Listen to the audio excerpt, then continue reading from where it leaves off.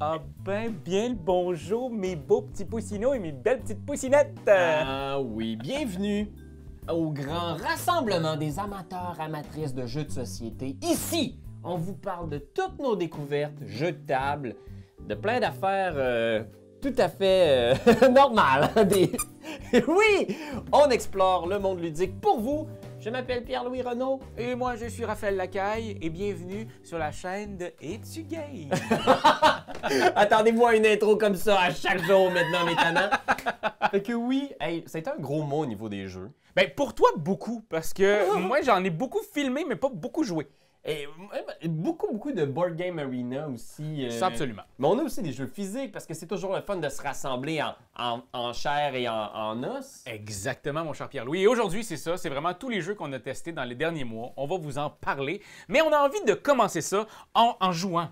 En vous montrant un jeu en chair et en os, comme tu aimes bien le dire. Oui. Mais pour ce faire, pour regarder cette fameuse partie-là, ben, il va falloir vous abonner, mes chers trésors.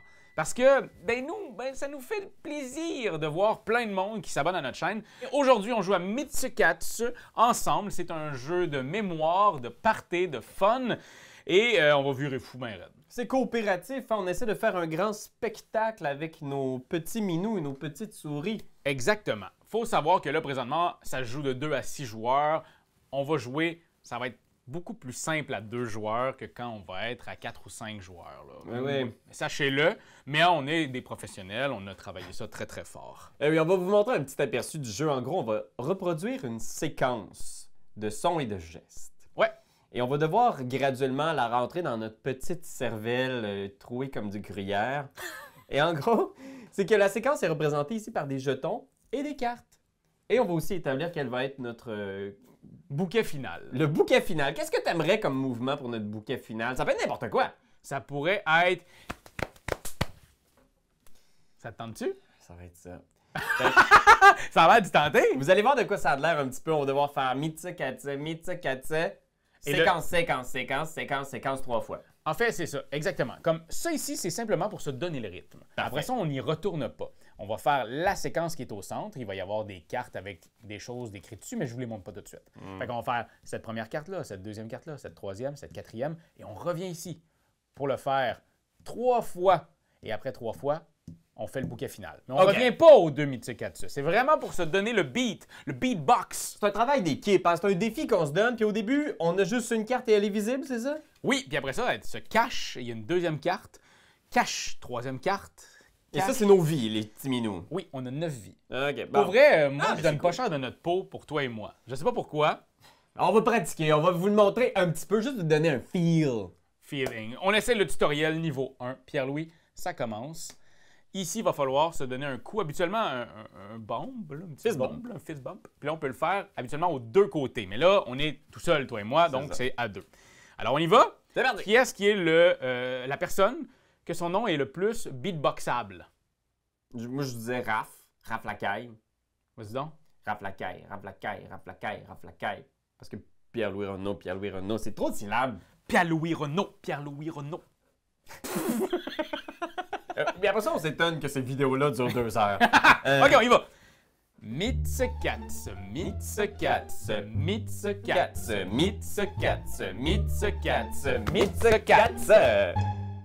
Et voilà, notre premier spectacle c'est facile! est fait sans aucun problème. On cache cette première carte-là. On en ajoute une deuxième et celle-ci, on va devoir passer à notre voisin de droite. T'es mon voisin de droite. Fait que moi, je vais le passer à gauche, tu me le passeras à droite. OK, on s'échange nos souris. Exact. On y va? Mythicats. OK,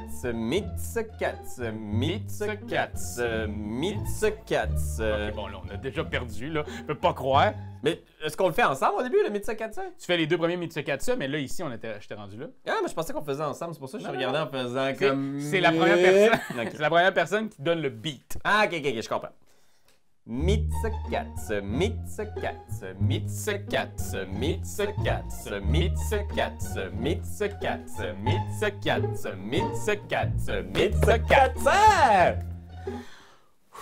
bien été. Facile. C'est super simple. On y va ici avec... Donne un coup sur la table. Ok, en je m'en disant, souviens, je m'en en souviens. disant Mitsa Katsa, bien Ok, entendu. parfait. Mais c'est ça ici qu'on répète 3 fois cette séquence-là comme ça. Là. Tu comprends Internet? Exact. On C'est y bon. va. Ah, c'est toi qui commence? Je sais pas. Je sais pas. C'est celui qui a le minou, c'est ça? Oui, j'y vais. Mitsa Katsa, Mitsa Katsa, Mitsa Katsa, Mitsa Katsa, Mitsa Katsa, Mitsa Katsa, Mitsa Katsa, Mitsa Katsa, Mitsa Katsa, Mitsa Katsa, Mitsa Katsa. Ah! Oh non! On était dans notre tête. On était bien, par exemple. On était super bien. OK, on y retourne? Ok, un petit dernier pour se donner le goût. Mitsa Katsa, C'est toi qui le fais, vas-y. Mitsa Katsa, Mitsa Katsa, Mitsa Katsa, Mitsa Katsa, Mitsa Katsa, Mitsa Katsa, Mitsa Katsa, Mitsa Katsa, Mitsa Katsa, Mitsa Katsa, Mitsa Katsa, Mitsa Katsa. Ah, ouais! Et on close ça avec la dernière. Ah, ok. Hein, on le fait au complet, là, le tutoriel. Et là, on va augmenter la vitesse du Mitsa Katsa. Parce que là, on le fait quand même. C'est nous autres qui choisissons le rythme. Ouais. Mais il faut que ça aille plus vite. Ok. Et on a ici Hey! On remplace Mitsa Katsa par Hey! Là, on les voit plus, les cartes. Il faut s'en souvenir. Exact. Fait qu'on va augmenter un peu le rythme avec Mitsa Katsa, Mitsa Katsa. Puis là, on y va. Ok, parfait. Prête? Mitsa Katsa, Mitsa Katsa, Mitsa Katsa, Mitsa Katsa, Mitsa Katsa. Hey! Mitsa Katsa. Ah! Fuck! Ah, le Hey est tough. Ok. Fait que Hey, puis après ça, Mitsa Katsa. Ok. Ok, on est capable, Ouais, ok. Mitsa Katsa, Mitsa Katsa, Mitsa Katsa, Mitsa Katsa, Mitsa Katsa. Hey! Mitsa Katsa, Mitsa Katsa, Mitsa Katsa. Hey! Mitsa Katsa, Mitsa Katsa, Mitsa Katsa. Hey! Mitsa Katsa! Bravo. Alors voilà, des cartes différentes. En veux-tu, en v'là, il y en a plein de façons. Il faut que tu prennes la petite carte et tu te la mets. Mitsa Katsa! Il y a plein de niaiseries, c'est drôle, c'est complètement déjanté autour d'une table quand tu entends Mitsa Katsa. C'est beau aussi, ça sonne bien. En fait, c'est la façon affectueuse que les Allemands appellent les chats. Ah, ok. Mitsa Katsa. Mon petit minou. Voilà. Alors, j'espère que ça vous a plu. Ça s'en vient très bientôt dans vos boutiques, c'est pas encore sorti. Oui, puis on va en faire une partie complète sur la chaîne. Absolument, ça s'en vient très bientôt. Alors, je suis vraiment content aujourd'hui de vous présenter mon gros coup de cœur du mois, Gatsby, qui est le nouveau jeu de chez Catch Up Games qui nous avait donné Far Away, qui nous avait donné Château Combo. Ouais. Vraiment, c'est une compagnie que j'adore. Et ici, ce jeu-là en fait pas exception. Jeu uniquement à 2 joueurs. On s'affronte, les garçons contre les filles. Non, mais dans l'univers de Gatsby. C'est comme des mini-games. Il y a 3 mini-games. Et le but du jeu étant d'avoir soit 3 personnages de la même couleur ou 5 personnages de couleurs différentes, donc les 5 couleurs du jeu. Aller réclamer ces fameuses tuiles-là. Se faire des amis. Exact. C'est ça. Ici, il faut se faire une ligne. Si on est capable de relier de là à là, on va prendre ce personnage-là. Et de là à là, on va prendre celui-là. Ah oui, ça, c'est le cabaret. Hein? C'est là où est-ce qu'on va justement aller faire des lignes de conga sur le dance floor. C'est là. Exact. Il y a ici des petits engrenages. Si on en a 4, on prend cette carte-là. Ouais. Ici, ben, c'est comme une course à relais pour monter plus haut dans la hiérarchie de la Finance. De la finance, exact. Et donc, si je monte jusqu'ici, ben là, il y a la petite flèche qui fait que je prends ce personnage-là. Mais il y a des petits bonus aussi qu'on peut prendre un peu partout. Ouais. Ça, vous me connaissez. Moi, les bonus, faire une action qui me donne une autre action, qui me donne C'est une ça. autre action, ça m'excite au plus haut point. Ici, ben, on a les courses de chevaux. Et bon, ben, c'est du pariage. On va parier sur des chevaux. Puis ici, ben, la ligne, elle est complète. Il y a de toi et de moi là-dessus. Et on va compter, c'est lequel il y a le plus de son personnage dessus, le plus de bêtes de lui, et il va remporter le personnage. En fait, comment on joue, c'est qu'on va placer notre petit personnage sur une de ces cases-là. Puis, ben, ici, c'est en faire 2 places les jetons. tu le places. Mais une fois que je l'ai placé, mon jeton, la personne va le retourner pour placer de son côté, mais elle ne pourra pas le placer sur cette case-là que moi, je viens d'activer. Tu peux pas réutiliser ce que l'autre vient de faire. Exact. Puis, ben, il y a des bonus à la grandeur du jeu. Il y a des petites tuiles comme ça qui vont faire en sorte que tu vas être le seul à pouvoir y aller. Il y a des endroits où est-ce que tu vas pouvoir aller sur un autre plateau, comme ici, ben, je peux aller en finance. La finance, ben, je vais pouvoir déplacer des jetons un peu partout. Il y a beaucoup d'opportunités de combo, là. Mais le plus chien, c'est le petit doigt ici. Et ça, c'est le doigt de faire Pierre-Louis, moi, je t'oblige à aller là. Tu imposes mon action pour le prochain tour. C'est vraiment clever. Ce qui peut être dur, mais ça peut aussi peut-être me donner quand même un avantage si tu as mal lu mes intentions ou mon jeu. Absolument, mais en même temps, c'est si moi je veux absolument aller là Ouais. et que j'ai peur que toi tu y ailles, je t'oblige à aller là, m'ouvrant cet endroit-là. Fait que vous allez voir, c'est Ah comme. ouais. C'est très simple, mais la stratégie est imbriquée dans le jeu, elle est forte, elle est présente à toutes les décisions que tu prends. Puis tout ça rentre dans cette minuscule boîte. Bon, je dis minuscule, là. On peut pas me la mettre Ouais. en poche, là, mais ça reste quand même une petite boîte qui peut s'amener partout. Ouais, mais c'est coup de quelque maître. chose qu'on a observé beaucoup récemment. Là. Il y a quelqu'un qui m'a fait noter ça. Vous me direz ce que vous en pensez sur Internet, mais on dirait qu'aujourd'hui, avec le fait que les coûts de transport sont devenus de plus en plus exorbitants, c'est de plus en plus rare qu'on voit des grosses boîtes pleines d'air. Maintenant, là, les jeux là, sont designés pour rentrer au maximum, presque pas d'espace.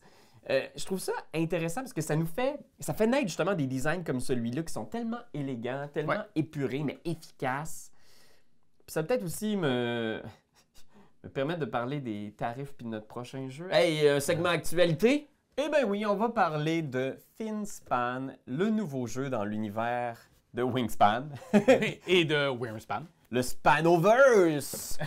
Fait que... Là, attends, là, tu nous as fait un segue sur le fait de Donald Trump, des tarifs, Ouais, par exact. rapport à quoi avec Finspan? C'était comme un poisson qui divague? Jamie Stegmaier a annoncé récemment qu'il était pour rejoindre un recours collectif contre le président américain. Il va poursuivre Donald Trump et son ordre exécutif d'imposer des tarifs pour la manufacture des produits en Chine. Parce que pour Stegmaier Games, Ah ben non, mais c'est atroce. ou pas juste Ouais, non, mais pas Stegmaier Games, mais toutes les compagnies de jeux aux États-Unis qui produisent leurs jeux en Chine, parce que c'est là où se trouve l'expertise pour construire toutes ces patentes à gosse en carton, en acrylique, en plastique, en papier. Exact. C'est toute là-bas que ça se passe. Et bien, ça peut représenter, mettons, pour Stegmaier Games, presque 1,5 million de tarifs à payer de plus par année, tu sais. Et cette décision-là, elle va être contestée. Est-ce que réellement Donald Trump peut, sur un ordre exécutif, imposer ces tarifs-là? Je veux pas trop rentrer dans la politique, mais sachez-le, ça fait partie de l'actualité. Nos amis poissons poursuivent le président pour l'instant. Ça va peut-être avoir un impact parce que le jeu est, paraît-il, en ce moment un peu plus difficile à trouver. Fait qu'on espère qu'il va retourner bientôt en print. Nous, on a la version française ici de Matago. Et revenons au jeu, s'il vous plaît. Ben oui, vas-y. C'est le fun de parler de poursuivre Donald Trump, mais en même temps, on veut aussi explorer les fonds marins. Et j'ai beaucoup aimé Finspan. On est en terrain connu, je dirais en eau connue, parce que c'est vraiment les mécaniques de Wingspan qui ont été retravaillées dans Wormspan, puis ici, elles ont été encore plus épurées. Ouais, c'est ça, c'est simplifié, là. Ça serait comme l'entrée de gamme dans le Span Universe. Ben, j'oserais dire, moi, c'est la version des trois là, que j'ai trouvé le plus agréable à jouer. J'ai trouvé le moins frustrant. OK. Je vais vous expliquer en gros comment ça se passe. On va devoir, au fil de 4 semaines, créer notre paysage océanique le plus payant possible. OK. Et on a des cartes poissons qu'on va venir installer dans notre grand paysage. Et comme dans tous les autres jeux, on peut installer le poisson en payant son coût. Ici, il va falloir par exemple manger un poisson. Fait qu'ici, on commence avec des petites ressources sur le plateau, là. Entre autres des œufs, des petits younglings, comment tu les appelles, des genoux, là, des têtards. Et quand il arrive, lui par exemple, il faut qu'il recouvre. Ce petit symbole-là, ça veut dire qu'il faut qu'il recouvre un poisson plus petit que lui. OK. Il vient et il faut qu'il le dévore. Et il faut aussi qu'il dévore un petit jeune n'importe où sur ton plateau. Fait que c'est ça, en gros, tu as ta main de carte. Fait intéressant, la main de carte est toute visible à gauche du plateau aussi. Oh, ça c'est cute. Fait que les cartes des autres sont aussi en vue. Tu peux voir ce que les autres ont en main puis essayer d'interagir avec leur plateau. Quoique, on va y revenir, vous allez voir, c'est encore un jeu très solitaire. Fait qu'en gros, on va jouer ces cartes-là et on a, comme dans Wormspan, 6 petits pions qui représentent nos actions pour le round en cours. Et on place, mettons, un de nos plongeurs ici pour placer une carte. Comme ça, ici, lui, il faut qu'il vienne là, mettons, il dévorer. Et on peut aussi placer un plongeur pour le mettre ici et activer toutes les cartes plongeurs de la colonne. Il fait une plongée, là. Blouk, blouk. Comme ici, dans la rangée bleue, ça va me permettre de piocher des cartes, par exemple. Et il y a certaines cartes qui ont des symboles d'activation.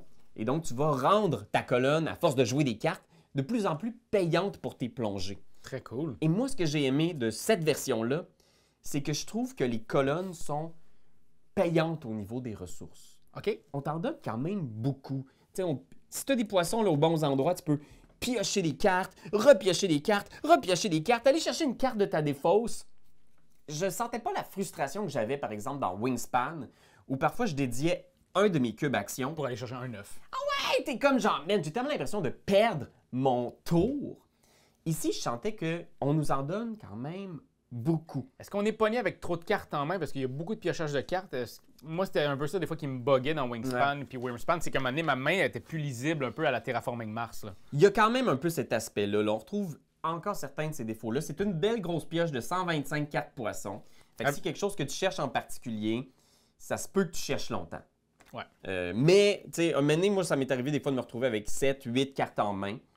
Mais c'est pas si pire, 7-8. C'est pas si pire, parce qu'il y a beaucoup de mécaniques qui vont te demander, par exemple, pour jouer ce poisson-là, il faut que je jette 2 cartes.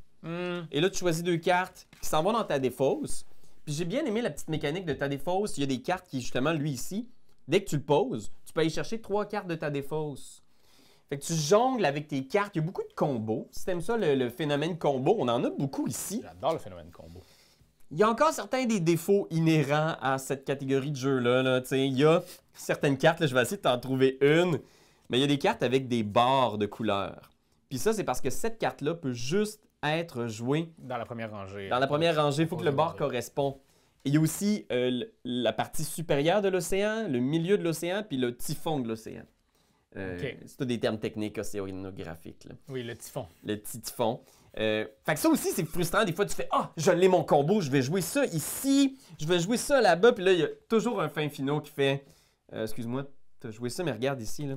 Ah ben oui, ça joue en haut. Tu peux pas le jouer dans le fond. Il y a quand même certaines contraintes un petit peu frustrantes. Pas beaucoup, là. C'est moins frustrant que Wormspan. Mais je comprends. Mais quand même. Et au final, ça reste un jeu extrêmement solitaire. Après avoir joué une partie, il y a personne qui voulait rejouer avec moi. Fait qu'il a fallu que je vais jouer en solo, je vais apprendre l'automa. Mais c'était tellement, tu sais, c'est décourageant des fois apprendre l'automa, t'as l'impression qu'il faut que tu apprennes un nouveau jeu. Ouais, absolument. Puis j'étais comme, j'ai juste sorti le plateau comme ça, puis j'ai dit, hey, mettons que je fais pas d'automa, là. Je joue. Puis j'ai joué. J'ai juste fait une game à un joueur, pas d'automa, avec juste l'intention de faire le plus de points possible. Puis c'était très le fun. Mais ça vous dit à quel point t'as pas besoin de personne. Il y a tellement peu de mécaniques dans Finspan qui interagissent avec les autres plateaux. C'est un peu dommage. Même les objectifs, là, ici du côté A, il y a d'autres objectifs qui sont plus interactifs, mais ils récompensent tes efforts individuels. Ouais. Fait que c'est vraiment un puzzle solo où chacun joue de son côté. On a très très peu d'impact sur le jeu des autres. Faut le savoir. Si vous aimez ça, moi en tout cas, je trouvais ça bien cool. Fait que gardez ça en tête. Off l'automa. Faites juste sortir le plateau, jouer tout seul. Hey, vous l'aurez entendu ici, c'est du game. L'automa. Je sais pas pourquoi le monde s'obtient de faire des automas. C'est poche. J'avais envie de vous parler rapidement de River Rats, qui est un jeu qui arrive très bientôt sur Kickstarter. On l'a reçu, on a appris les règles, on n'y a pas encore joué. C'est un jeu coopératif, on va devoir faire la meilleure main de poker. On a chacun des habiletés spéciales. Les cartes, je vous les montre, sont magnifiques. Ça se joue avec un jeu de cartes. Vraiment, le but étant de faire la meilleure main de poker. Regardez, ça n'a pas de sens. Elles sont tellement belles, sont magnifiques. C'est comme des petits lapins dystopiques, là. Il y a comme quelque chose un petit peu de... Il y a des lapins, des petits oiseaux. Ouais, des hiboux. C'est magnifique. Moi, pour vrai, ça me parle d'autant plus que j'aime les jeux de cartes. J'aime un peu à la Régicide. On pourrait jouer avec un jeu de cartes normal, mais ils nous ont créé un très beau jeu de cartes. Ouais. Chaque suite a comme un pouvoir unique, dépendamment de trèfle, carreau, etc. Exact. Fait que moi, je vous dis, allez voir ça. On va vous en reparler dans le prochain mois, quand on va l'avoir essayé. Mais comme la campagne commençait maintenant, j'avais envie de vous en parler là. C'est vraiment une petite boîte. Moi, j'aime ça encourager des gens qui font des trucs cute, petite boîte, où dans le fond, ils prennent un jeu qu'on connaît ou un jeu de cartes qu'on pourrait jouer à la maison, puis ils nous amènent des règles qui nous sortent de notre zone de confort. Vraiment, allez voir ça, River Rats. Et parlant de trucs qui nous sortent de notre zone de confort, Il s'agit ici de Symbiose, un jeu que vous pouvez essayer sur Board Game Arena à l'instant. J'ai joué autant sur Board Game Arena qu'en vrai. On commence par montrer une carte. Donc, toi aussi, de ton côté, tu peux montrer une carte. Et à partir de ce moment-là, tout ce qu'on a de besoin présentement, c'est autour de la table. Ça, c'est le marché. Ça, c'est ton jeu, puis ça, c'est mon jeu. Et là, ce que je vais faire, c'est que moi, je peux aller chercher une des cartes ici. Chaque carte, ben, on voit un animal, une couleur qui est une saison et une façon de scorer des points. Moi, présentement, elle me vaut juste... Elle me joue quand même 8 points. Par contre, si je prends celle-là et que je viens la mettre ici, je remets celle-là là, un petit switch mais je fais 3 points de victoire par carte verte. Et là, c'est à ton tour. Tu vois, déjà, juste ça, c'est tellement intuitif que déjà mon cerveau est en mode genre je joue. Je vais aller chercher la carte tout de suite parce que c'est bon, là. Je vais chercher ça ici. Bingo, bingo! Et puis là, moi, je vois quand même que, bon, t'as du rouge, t'as du vert. Je vais prendre celle-là, je vais la mettre ici. Et là, ce que ça fait. Puis là, c'est vraiment à la fin de la partie qu'on va savoir ça, quand toutes les cartes vont être retournées. Vont être devant nous retournées. À savoir, je peux prendre une carte face visible et l'échanger contre une carte face visible aussi que j'ai, mais à ce moment-là, je vais en mettre une face cachée visible.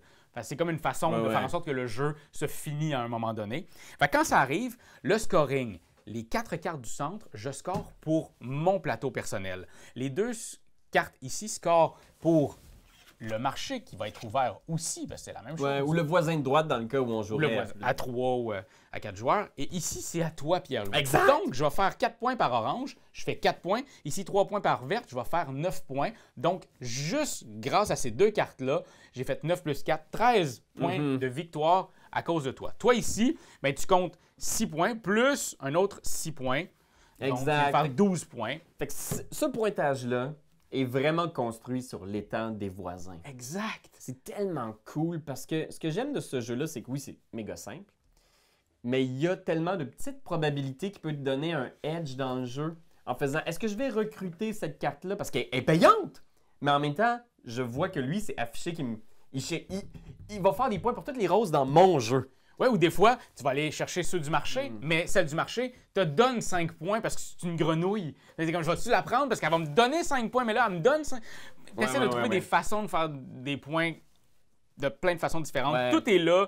C'est un petit deck de cartes, c'est une petite boîte. Moi, pour vrai, je suis tombé en amour avec ce jeu-là. Un autre jeu super élégant. C'est comme si...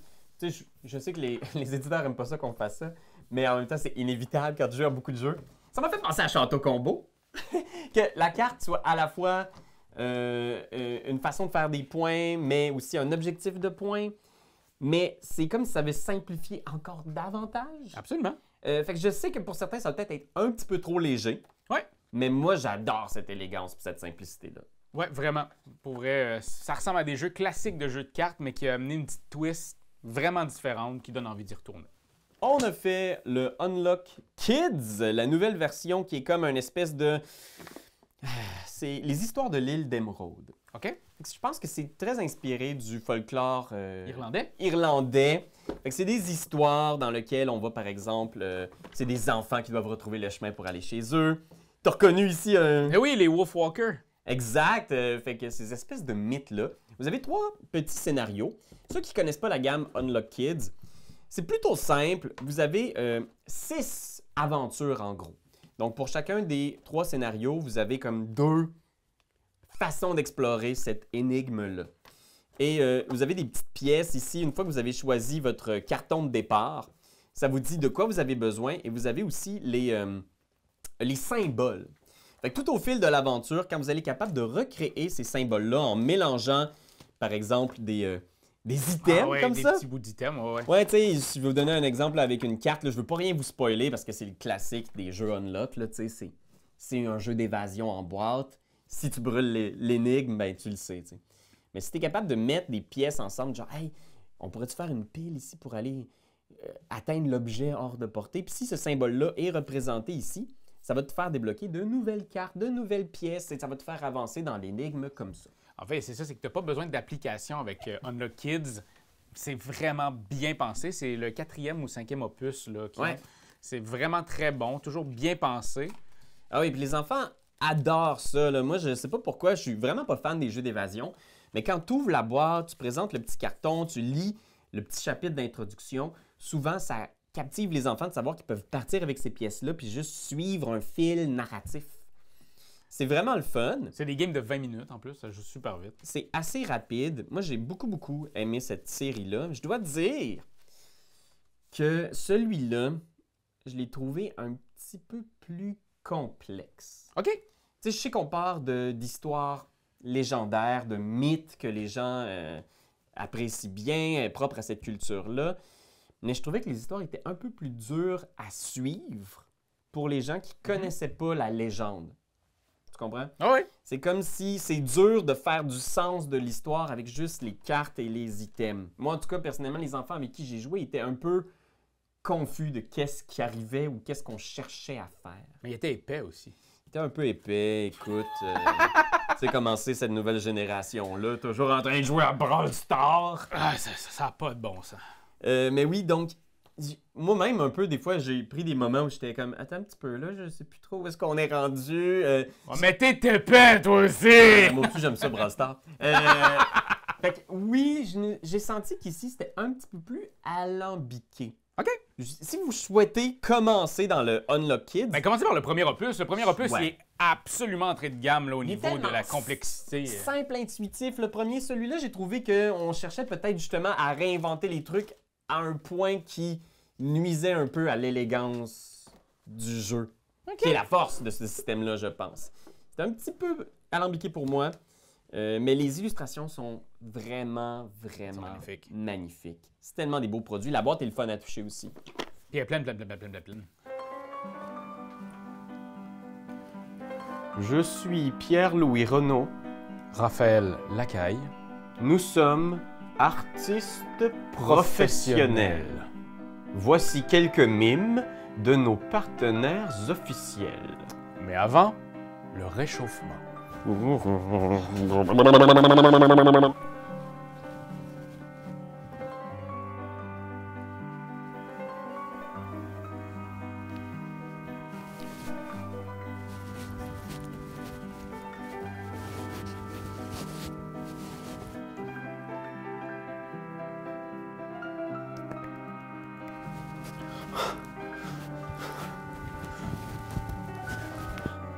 Ding ding ding. Ding ding ding.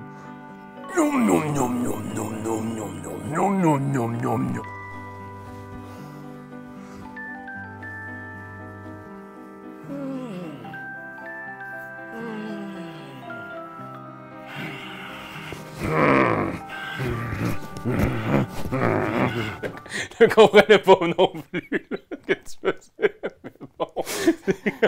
Mais j'avais envie de vous parler ce mois-ci du coup de cœur de mes enfants. Oh boy. OK, parce que je veux dire, il y a le mien, mais il y a aussi celui des enfants qui sont délicieuses laves qui, à la base, bon, ça m'a pris du temps à les faire, mais une fois que tu comprends le concept, c'est tellement beau! Checkez, c'est des petits dinosaures qui aiment s'abreuver de lave fraîche, descendue tout droit de notre volcan. Yes. Donc, on a une couleur. Moi, admettons, je suis le mauve, et je vais venir ici le positionner devant une coulée de lave. Tu peux le positionner, toi, le tien, devant une coulée de lave aussi. Et puis là, ben, on a ici, sur chacun des côtés de la boîte, vous ne pouvez pas le voir à l'instant, mais comme quoi que les coulées de lave rouges valent 1 point, orange valent 2 points, et les jaunes valent 3 points. OK, parfait. Je brasse le dé, et là, je vais mettre 6 jetons de lave.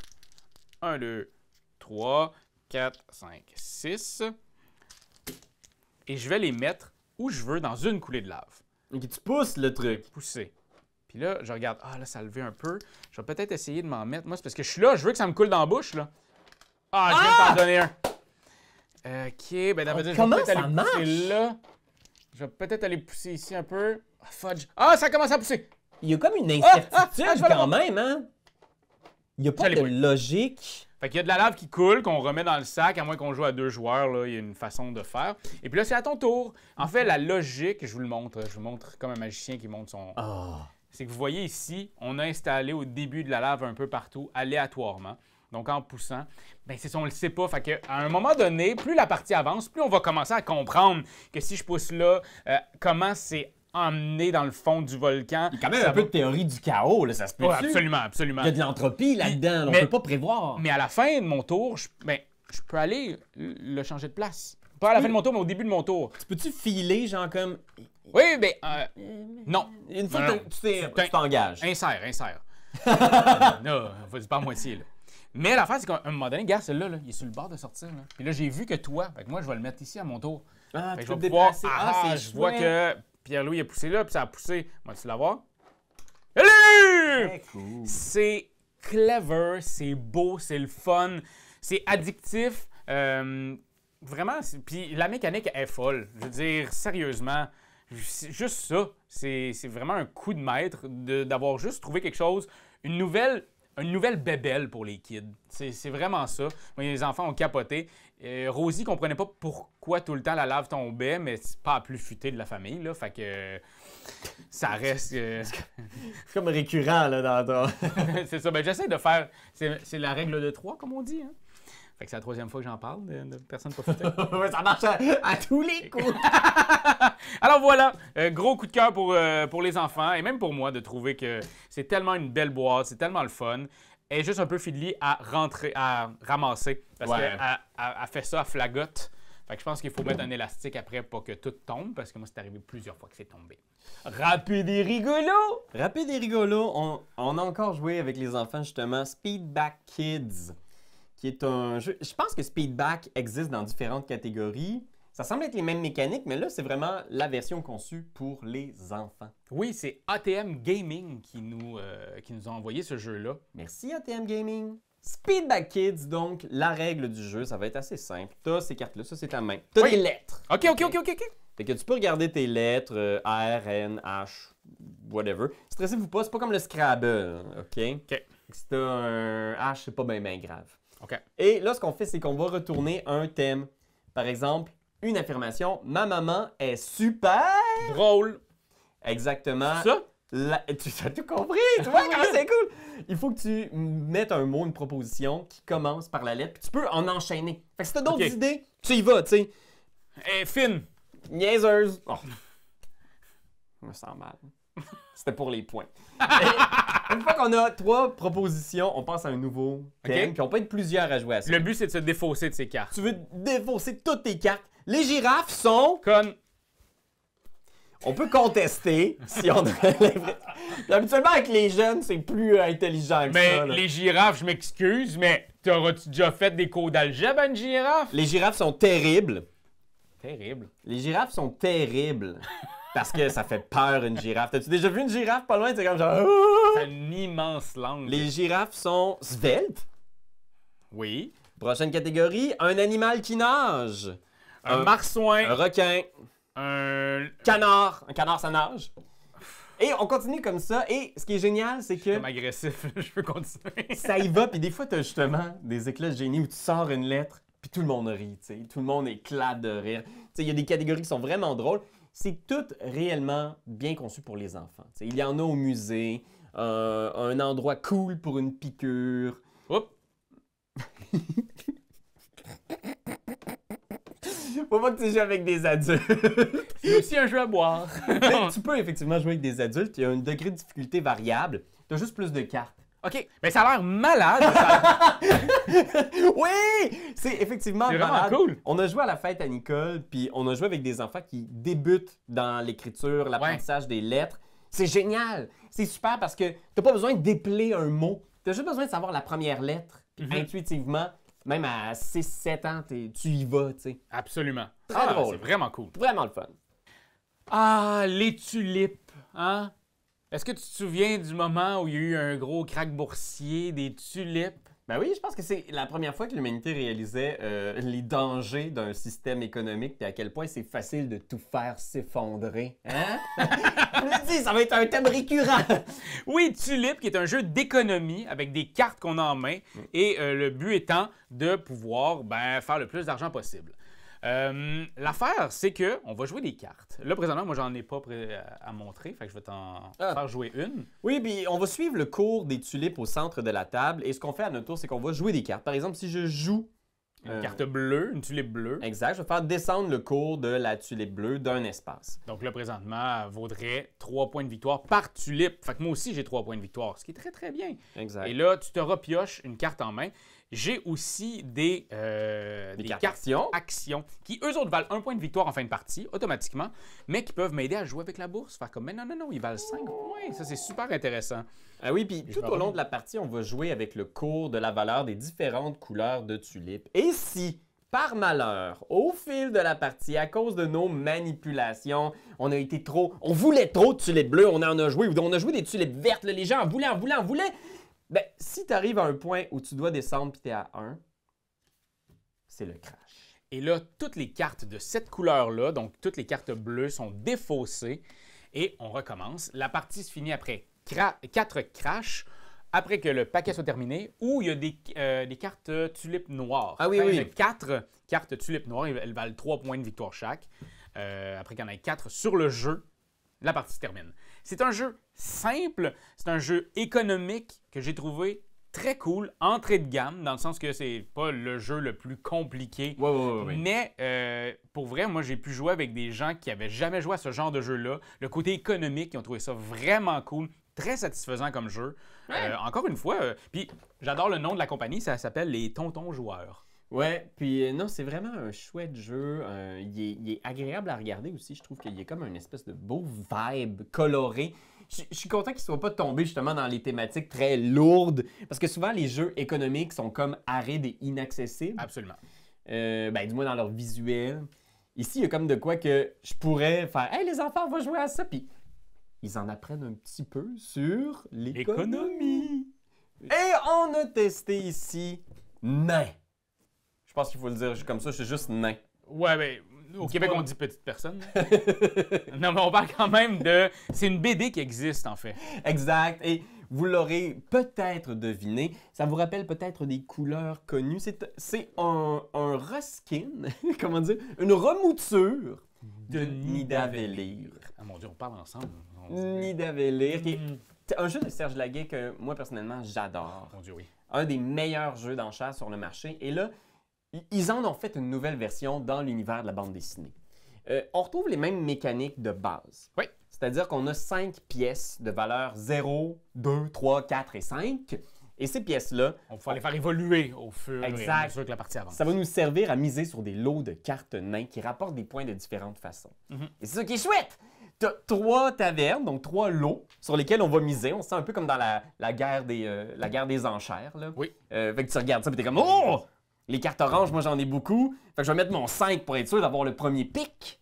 Aller chercher la belle carte orange. » Moi, j'ai augmenté mes trucs, fait que j'ai un 8 maintenant. Exact. Et les 2 jetons que tu n'utilises pas, qui sont mis de côté, eux, tu vas combiner leurs valeurs pour aller chercher une nouvelle pièce plus juteuse à la fin du tour.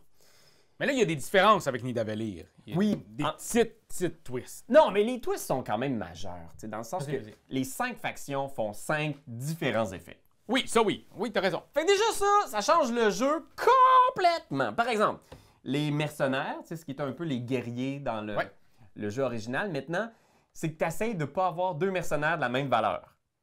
Oui, parce qu'ils s'annulent. Parce qu'ils s'annulent! Fait que là, t'es comme genre, oh mon Dieu, lui, il vaut 11, mais j'ai déjà un 11. Fait que si je le recrute, ils valent plus rien. Mais t'as des cartes que tu peux aller chercher qui vont enlever des annulations. Ouais.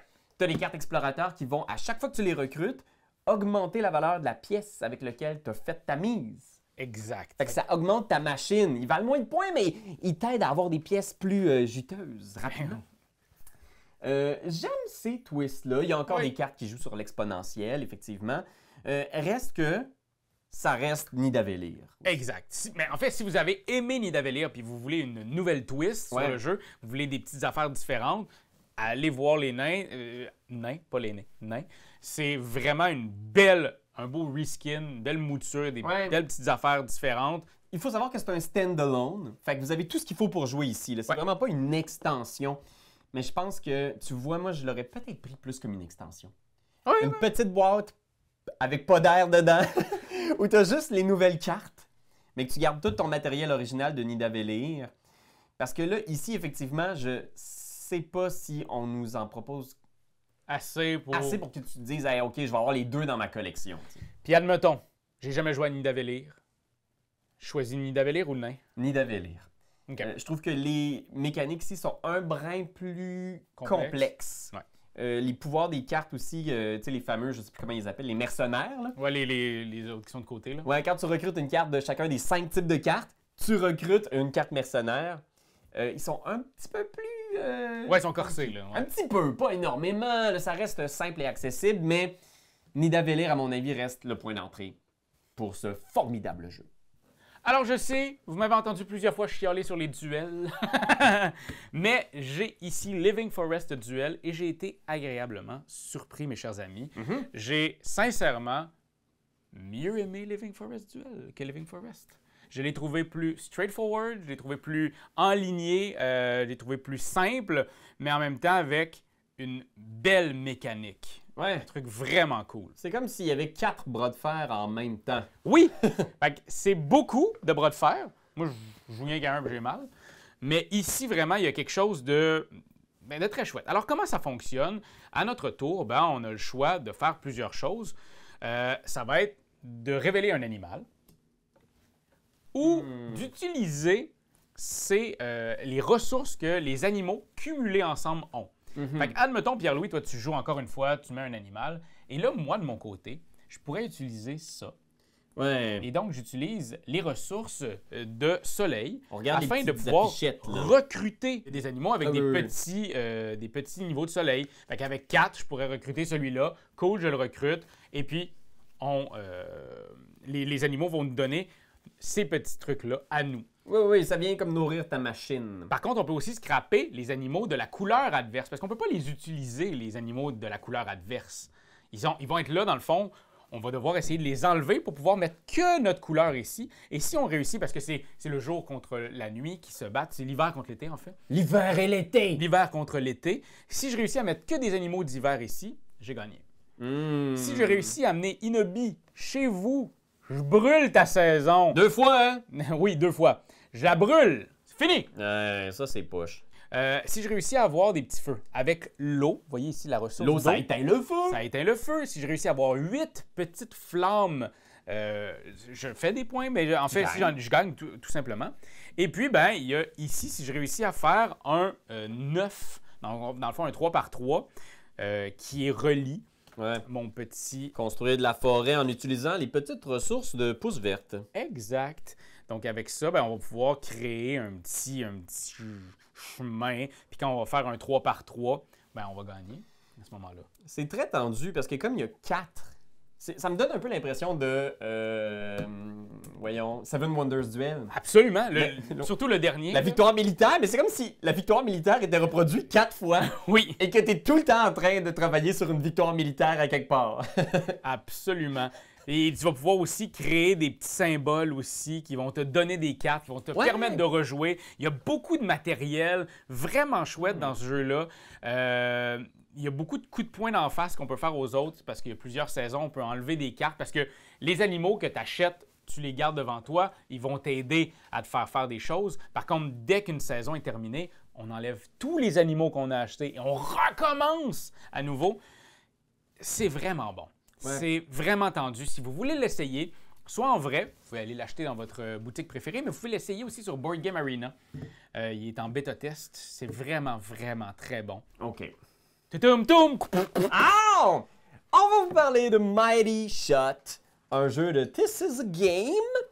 Le jeu ici, c'est un jeu de mélange entre jeu de dextérité et positionnement stratégique. C'est du pichenette, là. On a l'impression un peu de jouer au paintball. Okay. C'est un petit peu ça l'idée. C'est de la pichenette, effectivement. Et le jeu, en ce moment, va être en sociofinancement bientôt. Fait que je vous inviterais, si ça vous intéresse puis que le pitch vous parle, d'aller voir sur leurs réseaux sociaux de This is a Game pour être informé de tout le processus de sociofinancement qui devrait arriver bientôt. Ça fait un bout de temps qu'il trimballe, qu'il l'essaye, qu'il le présente en festival, en convention. Oups! Tu me niaises, là? C'est pas de même qu'on tue mon personnage? Et hop, mon petit géant. Le but du jeu, c'est de retirer les 20 points de vie à notre adversaire. OK.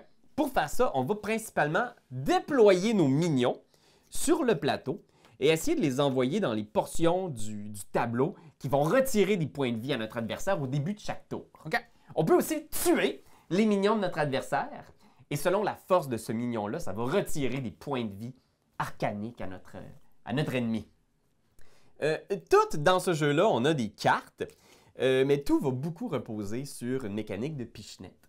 OK? Alors, à notre tour, on peut toujours déployer une carte. Puis là, on a des cartes en main qui ont différents effets qui nous permettent de déployer davantage de minions ou de réduire la difficulté. Les illustrations sont vraiment cool. Ouais, les illustrations, au début, j'étais pas sûr. Moi, je les trouve belles. Je trouvais que ça faisait un petit peu trop fluorescent. Ouais, Un petit peu trop cool à mon goût, mais tu vois, quand mes enfants l'ont vu déployer sur la table, avec les dessins, avec les cartes, avec les petits tapis de néoprène, ils étaient comme « Ah! » Tu sais, c'est comme une espèce de... On parlait de Brawl Stars tantôt. Oui, oui, oui. Je sais pas si ça a été coupé, mais c'est ce feeling-là de jeu d'application qui parle beaucoup à l'imaginaire des jeunes. Ouais, ouais. En tout cas, mes filles, elles m'ont tout de suite demandé pour jouer. Puis c'est chouette parce que, étant donné que toutes les mécaniques passent par la pichenette, mettons, justement, je joue une carte qui me permet d'attaquer un mignon, par exemple. Tiens, j'ai un mignon ici. Tu veux attaquer? Ah! Ça, ce sera pas facile parce que le mignon ici, on choisit notre cible et il se trouve qu'il est sur une case noire. Mhm. Fait que pour le tuer, il va falloir que je touche dedans. le noir ici. Si tu touches le rouge, ça touche le noir en même temps. Ouais. Tu sais, tant que ça, il y a un contact avec ça. Fait que c'est divers degrés de difficulté. Tu vois, il y a des zones où c'est plus facile, mais c'est des zones qui vont faire du dégât à ton adversaire si t'es capable d'amener un mignon jusque-là. Fait que, hop! Ah! Colin! Ça, c'est bien. Puis, il y a une asymétrie. Chaque héros a des pouvoirs uniques. Par exemple, t'as ton géant Torvald, il y a des petits jetons qui sont des boucliers qui vont venir De mettre... glace. Exact, mettre des bâtons dans les roues de ton adversaire. Ok, moi, je vais pouvoir mettre là, genre? Ouais, exact. Fait que tu vas pouvoir nuire à mes tirs. Et de mon côté, Goblipli est beaucoup dans la mobilité. Fait qu'il peut genre envoyer plusieurs minions sur le terrain puis rapidement envahir son adversaire. Ok. J'ai trouvé ça vraiment chouette. C'est intéressant, le mélange entre le déploiement tactique, essayer d'amener tes minions ici, mais en même temps essayer de les protéger. Tu as des cartes aussi en réaction que quand ton adversaire essaie de toucher, tu peux dire « OK, ben j'augmente la difficulté de ton tir. » Ok, maintenant, il faut, au lieu d'être dans le blanc, il faut que tu ailles dans le noir. Ok, Exact. C'est vraiment le fun. C'est bien pensé. C'est le fun, c'est simple, c'est intuitif. Je vous dirais qu'à mes goûts personnels, pour un jeu de pichenette, je trouve qu'on est quand même du côté un peu plus complexe. Absolument. Ben oui, oui. Fait qu'il y a un petit peu On plus... n'est pas à pitch out, là. Non, c'est ça. Il y a quand même un petit déploiement de règles, des petits effets, des fois que ça va te prendre un petit moment à aller fouiller pour te familiariser avec ce concept-là. OK. Puis tu sais, justement, quand on joue avec les enfants, par exemple, il a fallu que je sacrifie peut-être certains...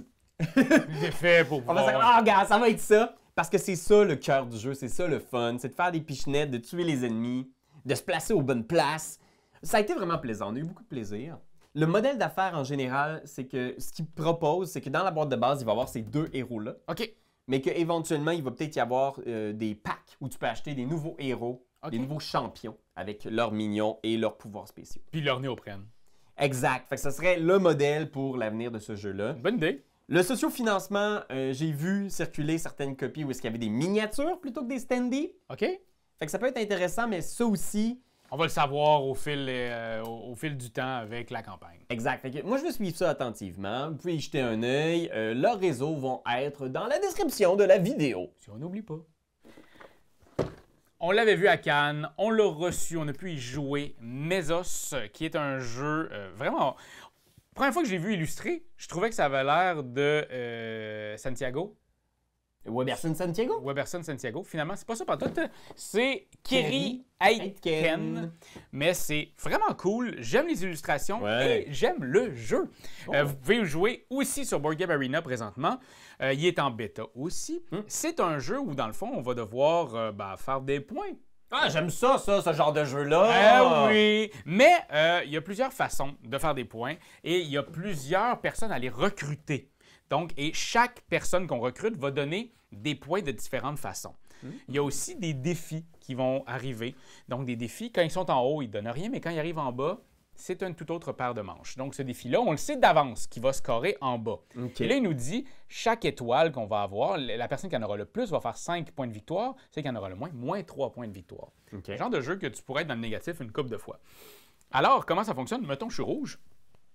Je vais choisir. Soit je vais choisir une carte en bas, soit une carte en haut, soit une carte en bas et en haut, soit deux cartes en haut. Par contre, en faisant ça, tu vas jouer avant moi au prochain tour. OK, fait que c'est du recrutement de cartes et on choisit un petit peu d'en profiter beaucoup maintenant, mais de peut-être justement partir avec un désavantage pour la suite. Exact. Donc, moi, je pourrais très bien faire ça ici, des peintures rupestres, parce que je sais qu'à un certain moment, tiens, je vais faire peinture rupestre puis un cueilleur. De la variété. Un petit peu de variété. Donc, ici, ben, ça peut me donner des points de nourriture. Celui-là va faire en sorte que j'aurai pas à payer des points de nourriture. Ok. Ça va me faire comme un crédit, 3 points de nourriture. Moi, j'irais C'est chercher quand même lui, là, c'est le seul de sa suite. Là. Il est comme une rareté. Lui, Mais tu c'est. sais, comme toi, tu pourrais faire ça. Parce que peu importe, tu vas jouer avant moi. Oui, oui, oui. Puis on en est juste deux. Là. Exact. Doyon, il embarque pas. Il embarque pas, Doyon, parce qu'il y a juste 2 places. Cueilleur de bord. Tu sais, Bon, en faisant ça, fait que t'as des trucs comme ça. Et là, ça, on discarte. Ça s'en vient en bas. OK. Eux autres, ils s'en viennent. Et à la fin du tour, on va scorer. Donc, on va rajouter encore une fois en haut le nombre de joueurs plus 4. 1, 2, 3, 4, puis ça ici. Et puis là, ce qui est cool, c'est que comme tu es le premier, tu vas aller ici et tu vas te mériter une nourriture. Yes. Mais moi, j'ai poussé un peu, donc je vais devoir payer une nourriture. Et si je peux pas, je vais payer 2 points de victoire. Oh. Et on continue, il y a 3 aires. C'est vraiment cool. On peut, avec la nourriture, acheter des abris qui vont nous donner des points. Il y a des nouveaux bâtiments à chacune des aires, il y a 3 aires. C'est cool. C'est cool. Tu sais, ça ici, ben, ça donne 2 petites étoiles. Si je l'ai, ben, j'en ai plus que toi. Donc, je vais faire 5 points. Toi, moins 3 points. Les chasseurs vont faire en sorte que la première fois que tu chasses, ça donne pas de nourriture. La deuxième fois, ça va donner le nombre de nourriture que de chasseurs. Et comme, en fait, non, ça, c'est eux autres. Excusez, j'ai dit chasseurs, mais les chasseurs, c'est pour des défis. Lui, là. Lui ici, Ou là, elle. qui est comme le ou elle. C'est ça. C'est très non-genré là-dessus. Ah, mais c'est intéressant. Fait que c'est ça. vraiment cool. C'est vraiment un recrutement de cartes chouette. Je trouvais que ça ici, puis en même temps, puis sachez-le, il y en a plein dans la boîte. OK.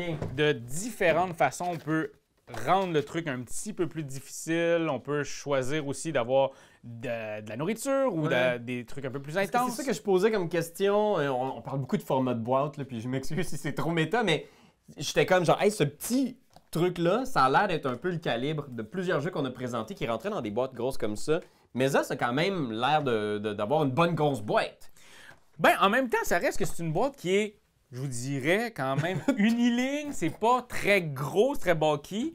Il y a quand même beaucoup de matériel, là, tu sais, je veux dire. T'as des jetons, t'as des Il y a ressources. beaucoup de jetons, beaucoup de ressources. Tu sais, toutes les boîtes, tous les petits endroits sont pleins, là. Il y a beaucoup de cartes aussi ici. Là. Il y en a un bon paquet. Oui, regardez ça, le nombre de cartes qu'il y a. Vraiment très cool. Moi, pour vrai, j'ai adoré ça. C'est sûr, j'y retourne. Faut que je regarde moi sur Board Game Arena. Ah là là. Et moi, je sais pas si c'est un coup de cœur. Je pense pas. C'est juste comme un incontournable. De mon côté, c'est le nouveau Arkham Horror. Oh ouais! Fait que c'est la nouvelle campagne qui est parue. Je pense qu'elle est sortie il y a un mois, puis je l'ai déjà presque toute finie. Tu me Il niaises! me reste le scénario final à faire. Alors oui, c'est Cthulhu, vous l'aurez reconnu, la grosse pieuvre en personne qui envahit le monde. Et dans cette extension qui s'appelle La Cité Engloutie, je pense en français ça doit être quelque chose de même, là, The Drowned City, on va devoir justement enquêter dans la ville de R'lyeh. La ville maudite de Cthulhu, là. Vous le savez, là, la ville engloutie. Riez. Et c'est ça le pitch, en gros. Et je veux pas trop spoiler, mais même là, je pense que même si je voulais spoiler, je pourrais pas dire ben plus que c'est ça. On explore la ville perdue de R'lyeh. Écoute, je vais te dire mon ressenti personnel pour l'instant avec ma presque complète traversée à l'aveugle de Drowned City. Tu l'as fait en solo? Je l'ai faite en solo. OK. Effectivement, avec un seul personnage. OK. Des fois, ça m'arrive de jouer en solo avec 2 investigateurs. Ouais, là, tu l'as fait tout seul, tout seul, tout seul. J'ai plus le temps de faire ça. Ça me prend trop de temps à monter 2 decks. Puis, fait que je l'ai fait en solo avec, j'oublie le nom de l'enquêtrice qui est la nouvelle gardienne. Qui a comme un build super intéressant où quand elle joue des actions, des événements, elle pige des cartes puis elle peut jouer un autre événement. OK. Fait que j'ai un gros deck d'événements où je joue des événements comme ça. Et c'est vraiment le fun. Mais l'aventure, je l'ai trouvée très basique. OK. On fait vraiment un retour aux sources au niveau de la structure du scénario. Là où les 2 dernières campagnes étaient un petit peu plus foisonnantes, il y avait beaucoup de lectures, il y avait des arcs narratifs plus complexes. Ici, c'est vraiment juste ça, on enquête dans une ville engloutie. OK. Ça va très vite, d'ailleurs. Le scénario de base nous fait commencer à Arkham. Il y a comme une guerre de gang. Puis tu te demandes probablement, c'est quoi le rapport entre la guerre de gang et Cthulhu? Non, il y en a une. J'imagine. C'est ça, j'imagine. C'est dans la ville. Il n'y en a pas vraiment. C'est ça que j'ai trouvé dommage. J'ai trouvé que c'était un petit peu... narrativement... Ben, c'est un peu comme... Tu sais, c'est Arkham Horror en même temps. On s'entend qu'on n'est pas en train de lire du Dostoïevski, mais, tu sais, j'ai trouvé qu'il y avait des raccourcis narratifs. On passe de ce premier scénario-là et le deuxième scénario, on est dans la ville perdue d'Aurélien. OK. C'est comme genre, wow! Il y a un petit backlash, là, genre, whiplash. Je me sentais étourdi d'à quel point ça avançait rapidement. Puis on voulait juste nous faire vivre l'aventure d'exploration d'un lieu mystérieux. Puis je pense qu'il y a des gens qui vont être satisfaits de ça, qui trouvaient que les anciennes campagnes, Scarlet Keys, The Feast of Hemlock Vale, étaient beaucoup dans justement, le narratif. On lit des cartes sans arrêt. Ici, c'est vraiment juste de l'exploration. Casse-toi pas le basic.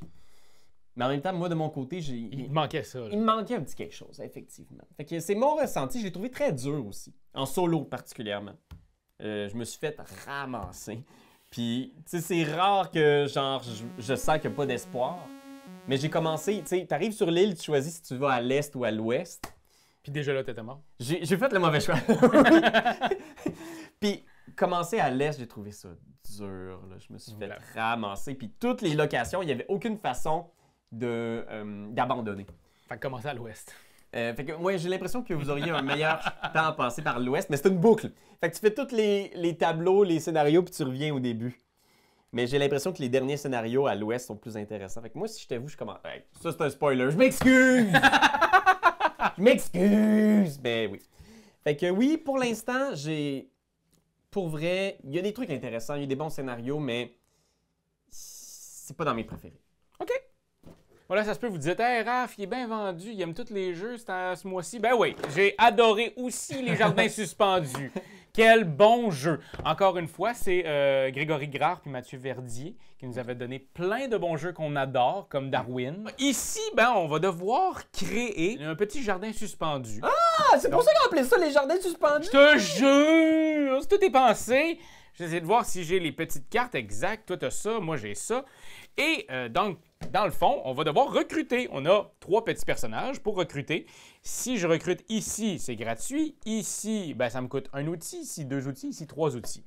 Fait que je pourrais à mon tour recruter. Donc, moi, j'ai envie de recruter, je sais pas moi, celui-là qui va me donner le premier joueur. Donc, je serai maintenant le premier joueur. Et ça va faire en sorte que je vais avoir une déduction sur des objectifs personnels. OK, un petit rabais. Et ça va me donner 1 point de victoire sur la hauteur de mon jardin suspendu dans lequel je le mets. Fait que là, je le mets à l'étage 1, je vais faire 1 sou. On va les empiler comme ça, on va faire une pyramide de cartes. Exact, pour donner ça ici. Exactement un 5, un 4, après ça un 3. Si je réussis à mettre des endroits qui sont irrigués juste ici, ben si je réussis à mettre ça, ben ça va me donner, le premier va me donner 1 point, le deuxième 2. C'est un multiplicateur. Si je réussis à avoir les 6, je vais faire 15 points de victoire. OK. Une fois que j'ai choisi ma carte, que je l'ai apposée ici, je vais maintenant pouvoir payer des sous. Admettons, j'ai 2 sous. Je pourrais payer pour prendre cette amélioration-là et l'installer ici. Et là, les fleurs, ben, par paquet de fleurs qui se touchent, donc ici, puis chaque fleur est individuelle au niveau de la couleur. Okay. Donc, tout ce qui se touche en jaune, si j'en ai 9, ça va me donner 9 points en fin de partie. OK, cool. Il faut que ce soit adjacent l'une à l'autre. Et tout ce qui se touche en bleu, tout ce qui se touche en rouge, ça va donner des points. Il y a des animaux qui vont me donner des points s'ils sont au premier étage, 2 points. Deuxième étage, 2 points. Mais s'il est en haut, il va donner 4 points. OK. C'est vraiment bien pensé. Il y a des objectifs aussi qui te disent « Hey, il faut que tu ailles 4 fleurs bleues. » OK, parfait. Mais si je suis premier joueur, c'est 3 fleurs bleues. Ah! Fait que... Ah, comme ça ici, là, avec le petit lion, mettons, là, c'est ça? Ça ici, c'est d'être premier joueur. Ah, OK. Fait que ça te le donne. Fait qu'il y a un petit truc là, qui fait qu'on se le passe, comme ça, tu le sais. Cool. Dès que moi j'ai fini ça, on descend, on fait ceci, et là, c'est à toi. OK. Puis c'est tout dans le recrutement de ces tuiles-là, le jeu avance Exact, puis tu crées ton plateau, puis une fois que c'est terminé, qu'on a chacun notre jardin suspendu complet, à ce moment-là, on compte les points, puis la personne qui a le plus de points gagne la partie. C'est super simple, c'est efficace, mais en même temps, c'est un jeu qui en a dedans. Les illustrations sont magnifiques. C'est, pour vrai, c'est comme Acropolis, c'est un jeu que on sent que Gigamic va mettre beaucoup d'amour dedans parce que il est magnifique, il est facile à prendre en main et il y a une belle profondeur de jeu. Vraiment, bravo. Ouais. Moi, j'ai bien aimé ça. Je dois dire, je sais pas pourquoi, moi, des fois, c'est quand c'est juste de couleur beige, j'ai de la misère. Comme, tu vois, il y a un bonhomme! Oui! J'étais pour dire, il manque de personnages pour... Mais là, il y a le fait qu'il y a des personnages... Mais c'est parce que des fois, il n'y a rien. Fait que là, ça va te donner envie d'aller acheter des affaires pour mettre les de quoi à remplir. l'intérieur. Tu sais, fait Le sentiment de combler le vide. le faux mot! Combler ce vide qui nous terrorise, eh oui! Mais j'espère qu'aujourd'hui, vous aurez eu quand même un petit peu d'espoir, un petit peu de joie, de bonheur, que ces jeux-là vont illuminer votre journée. Et voilà, c'est déjà la fin de ce segment, justement, de nos présentations de jeux. Et on a eu beaucoup de plaisir à explorer tout ça pour vous. Et nous, on est curieux. Qu'est-ce que vous avez découvert? Y a-t-il des incontournables qu'il faut qu'on essaie? Parce que pour vrai, on en a besoin, là, nous autres. On est pognés dans notre petite chambre d'écho, là. Oui, c'est ça, là. Il faut... Donnez-nous du jus, puis on va vous en donner le mois prochain. Je vous le dis, on va les essayer. Si vous avez joué à quelque chose, même si c'est pas récent, là, c'est une vieille patente que vous avez découvert dans une vente de garage puis qui est pas trouvable, laissez-le en commentaire. On va essayer de peut-être le trouver. On va acheter quelqu'un. Il faudra le cogner chez vous! Donne-nous ton adresse puis le nom du jeu, puis on est cogné chez vous. Like, commentez, c'est juste ça qu'on te demande. Hey, comment, t'as aimé le vidéo? Hey, il y en a plein ici qui pourraient être trop cool. Abonne-toi, like donc, puis vas-y, donne des commentaires, on en veut des tonnes. Tu veux devenir mon patron? Va sur Patreon. Va sur Patreon. Hey, ho!